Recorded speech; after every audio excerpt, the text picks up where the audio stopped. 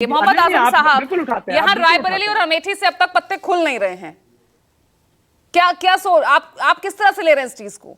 यहाँ पर बहुत कुछ सवाल उठ रहे हैं। आपने ये 2 सीटें, उनकी पारंपरिक सीट उन्हीं के पास जानी थी, आपने दी भी, जबकि हमने पिछले चुनावों में देखा कि किस तरह से यहाँ पर भी टफ फाइट, अगर अमेठी की मैं बात कर लूं, पिछली बार भी मुकाबला, या उससे पहले 2022 के विधानसभा चुनाव की बात कर लूं, मुकाबले में तो आप और बीजेपी वहां नजर आते हैं।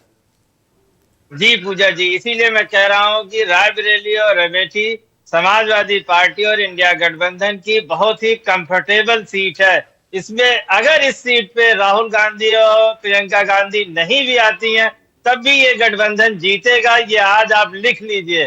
चाहे अगर वो आते हैं दोनों नेता तो यकीनन क्लीन स्वीप होगी। अगर किन्हीं वजहों से, किन्हीं रणनीति के तहत दोनों नेता नहीं भी आते हैं, तब भी दोनों सीटें समाजवादी पार्टी और कांग्रेस इंडिया गठबंधन जीतेगा। क्योंकि जो जनमानस, विशेषकर नौजवानों, किसानों, दलितों, अल्पसंख्यकों के बीच जो मुद्दे हैं, महंगाई, बेरोजगारी, लोकतंत्र का चीरहरण, आरक्षण का चीरहरण, ये सब जनमानस के मुद्दे हैं और जनता उन पे वोट देने जा रही है।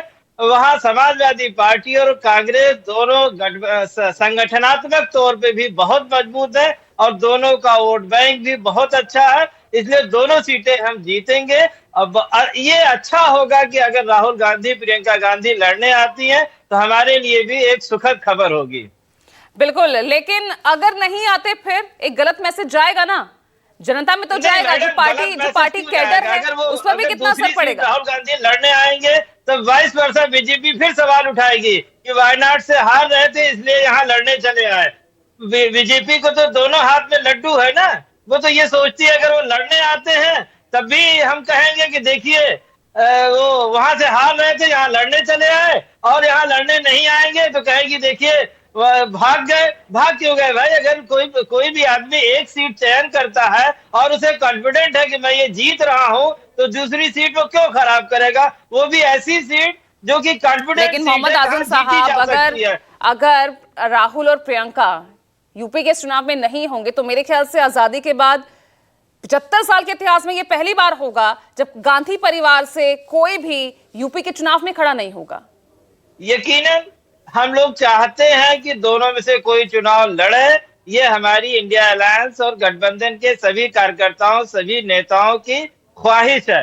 लेकिन रणनीतिक तौर पे कांग्रेस क्या फैसला लेती है, ये कांग्रेस का अपना फैसला होगा। मैडम, समझ में आ रही है आपको कांग्रेस की रणनीति?